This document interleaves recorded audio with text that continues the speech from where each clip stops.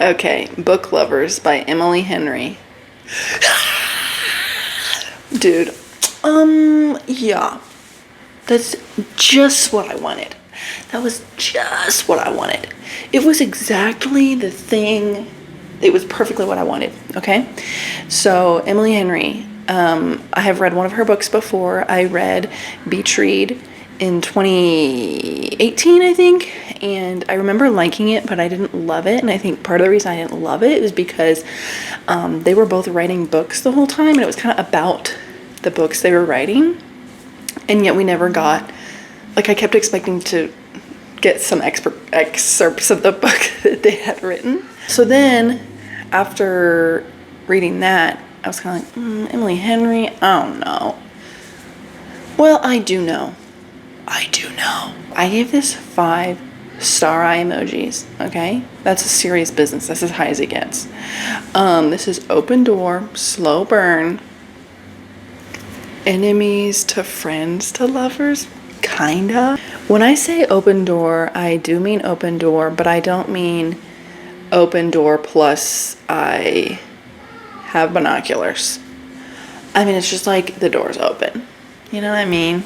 Just to preface everything, let me just say this. I come from a small town.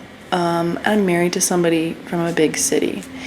I've always wanted to go to a bigger city, and he's got the Christmas Story small town infatuation that I always kind of roll my eyes at, because I know that small towns are not like, you know, in the Footloose movie where the girls are wearing floral miniskirts and cowboy boots as a fashion statement. Nobody wears cowboy boots as a fashion statement. But also, my older kid is now old enough to want to run and play outside, and when I see him running and playing outside, I can see how important it is. I can't deny that I'm looking forward to buying a house with a lot of space outside and inside. I want to live in a house where the person next to me lives more than 5 feet away, and there's not somebody living 5 feet below me, and there's not somebody living 5 feet above me. I understand that idea that a lot of people have, that, you know, living in a really busy big city is not for everyone forever. Okay, so with that out of the way, let's talk about the book. Okay, so I read this on my Kindle. I got a Kindle. My husband got one for me during Prime Day, which is really, really exciting. And I just been reading away. I simply have been reading away. I highlight a lot of things in this book, and a lot of them were things that I thought were funny. I'm not going to be reading those to you. They'll be out of context. That's weird. I'm just going to tell you to read the freaking book, okay? This book was really great. It did not fall for that same thing that a lot of books these days fall for, which is, in order to make the heroine not perfect, they make her really freaking bad. She was not really freaking bad. She was also not perfect, which is great. So it was right in the middle, right where I like it. But reading it as somebody who's in a different like stage of my life than this girl, I wasn't feeling like she's so entitled or she's so weird or whatever. I definitely understood her thought process and her struggles and everything like that. I also really liked, I'm not gonna do a synopsis in this because I just don't feel like it. I really liked her relationship with her sister. I thought it was really cute. I also thought that the like mystery was really well done. It definitely kept me reading, okay? The guy, the main love interest, boy, I liked him a lot. I liked him. I liked his struggles seemed really realistic to me. I also liked this book because it did not fall for the normal she's tiny, he's huge, like kind of Polly Pocket G.I. Joe situation. They never said anything like that. He was not bigger than her. They were both normal sized people. She was tall, like somebody that I know. I really liked their relationship. The conflict was so awesome, and I really appreciate a man who understands familial duty. I really liked that. I mean, it was very nice. The ending had me crying. I cried multiple times while reading this book. It was very, very, very well done. They did mention Pelaton about 1,000 times. a little weird, right? It was a little weird. Isn't that just a name brand? It is. I didn't really understand their obsession with New York, as I said in the beginning, but I can understand an obsession with a place, and I can understand not knowing how to go through what either one of them is going through. The fact is that, you know, she felt tied to a place, and she was tied to a place that she loved, and he was too, but, you know, there's more than just this place I love. But I also really related with her sister, because that's kind of more where I am in my life, and her struggle to understand her sister was like very well done. Even as somebody who is in, like, I feel more that I relate with the sister, I could also feel the main character's struggle to relate with her. It felt very, very realistic. And this is the fact of like the 21st century. This is just how it is. Loved ones have different places that they want to be.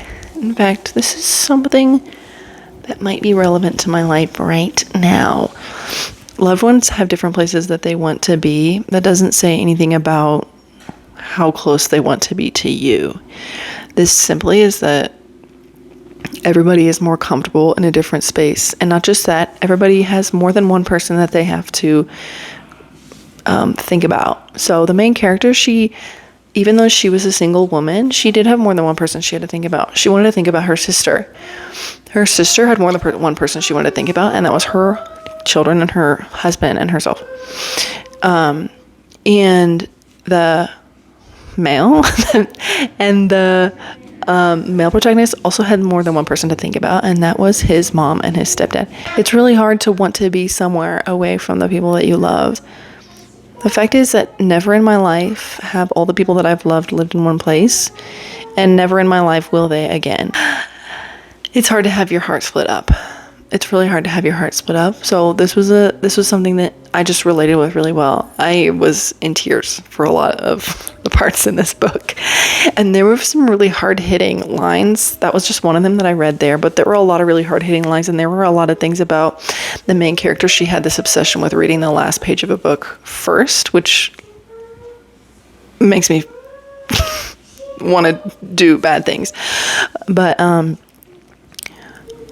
through the course of the book, she learned, like, that was kind of her fear of, like, the unknown. She chalked it up in the beginning to being like, I just don't want to start a book if I feel like I'm not going to like it. But in the end, it was like, this is like a big thing. You don't want to do something, like, you don't want to jump in head first. So I really, really liked that there were some lines in this, like, you know, I'm skipping to the best part. I'm missing the buildup. I'm like, it's all about the story. And, you know, she didn't want to have that. There was a lot about, like, as book lovers, you don't want to finish the book. Like, you just want to put it down before you finish it. You don't want to have that feeling. I mean, I read this book like a week and a half ago, and it's all I've been thinking about, and I didn't even want to make this video. I didn't want to talk about it because I loved it so much. I didn't want it to end. It was a really well done book. This is a love story to love. This was a love story to books. This book was very beautiful. I recommended it. I would recommend it pretty much to everyone. I mean, it did have sex scenes in it, but they were not really explicit. And there was only just a couple of them. But this book read like, you know, a 90s rom-com or something. You know, it's like, it was just really homey. It felt very homey. And it still had that, like, it was funny, but it was still really hard-hitting. It pretty much all around it ticked all the boxes. The main box it ticked was Charlie's freaking awesome box. Check. I've never read Wuthering Heights, so there were some Wuthering Heights references that I didn't really get. I mean, I know, like, the general story. I guess I should read that, right? Nice chat, okay? Recommend, please read. I purposefully made this with no spoilers so that people will still really freaking enjoy the book when they read. I mean, I want everyone to read this book. All right. I'm not turning anybody off to this book. Read this book. All right. Okay. Bye.